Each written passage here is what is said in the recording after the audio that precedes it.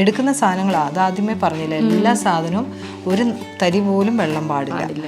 ഈസ്റ്റർക്കല്ലേ നമുക്ക് അടിപൊളിയായിട്ടുള്ള ഒരു വൈൻ ഉണ്ടാക്കിയല്ലോ. ഗ്രേപ്പ് വൈൻ ഉണ്ടാക്കി തരാനായിട്ട് ഫോറസ്റ്റ് ഫ്രഷ് ബ്രാൻഡിന്റെ ചിത്ര ചേച്ചി റെഡിയാണ്. നമുക്ക് തുടങ്ങാം അല്ലേ? യെസ്. എന്തൊക്കെയാണ് അതിന് വേണ്ടത്? ഞാനിവിടെ എടുത്തിരിക്കുന്നത് 1 kg ഗ്രേപ്പും 1 kg ഷുഗറുമാണ്. Equal quantity of water, 1 litre of water. അപ്പോൾ എല്ലാം 1:1. 1 kg ആകുമ്പം ഒരു 3 എണ്ണം വെച്ച് 3 ഗ്രാമ്പും 3 ഏലക്ക 2 ഇഞ്ചിൻ്റെ 2 പട്ടയും കൂടി ആയിട്ട് ഒന്ന് ചതച്ചിട്ടിടാം. ഞാൻ പക്ഷേ ഇതൊന്നും ഇടാറില്ല, ബിക്കോസ് നമ്മളിത് ഇടുമ്പോഴത്തേക്കും ഈ സ്പൈസിൻ്റെ ടേസ്റ്റിലേക്ക് പോകും ഈ വൈൻ. നമുക്കതിൻ്റെ ഫ്രൂട്ട് ഏതാണെന്നുള്ളത് ഐഡൻറ്റിഫൈ ചെയ്യാൻ പറ്റില്ല. നമുക്കപ്പോൾ ഇതൊന്ന് ചതച്ചെടുക്കാം ആദ്യം.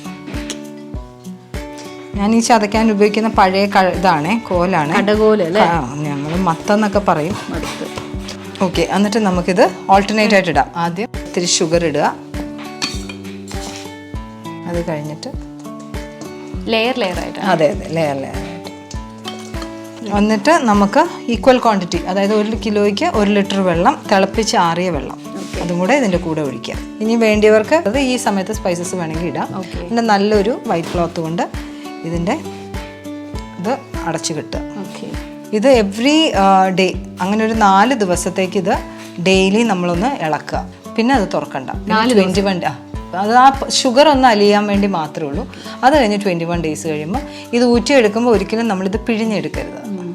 ആ ഗ്രേപ്സ് പിഴിയേണ്ട കാര്യമില്ല, ജസ്റ്റ് അങ്ങ് ഊറ്റി അങ്ങ് എടുത്താൽ മതി. എന്നിട്ട് അപ്പോൾ ഇത് ശരിക്കും 21 ഡേയ്സിൻ്റെ വൈനാണ്. അപ്പോൾ ഈസ്റ്ററിന് വേണ്ടവർ ഇപ്പോഴേ വൈൻ ഇടണം അല്ലേ? യെസ്. ഈസ്റ്ററിന് വേണ്ടവർ ഇപ്പോഴേ വൈൻ ഇടാം, ഇല്ലെങ്കിൽ ഞങ്ങളോട് പറഞ്ഞാൽ മതി, ഇവിടെ വൈൻ റെഡിയാണ്. ഓക്കെ, അപ്പോൾ ഇവരുടെ നമ്പറെല്ലാം തന്നെ ഞാൻ ഡിസ്ക്രിപ്ഷനിൽ കൊടുത്തേക്കാം. തന്നെ ഹോം മെയ്ഡ് ഐറ്റംസ് എല്ലാം തന്നെ കിട്ടും. ഹോം മെയ്ഡ് വൈൻ, അതുപോലെ തന്നെ പൊടികൾ, അതുപോലെ കേക്ക് എല്ലാം കിട്ടും. അപ്പോൾ ഇതിൻ്റെ ഡീറ്റെയിൽസ് എല്ലാം തന്നെ ഞാൻ ഡിസ്ക്രിപ്ഷനിൽ കൊടുത്തേക്കാം കേട്ടോ.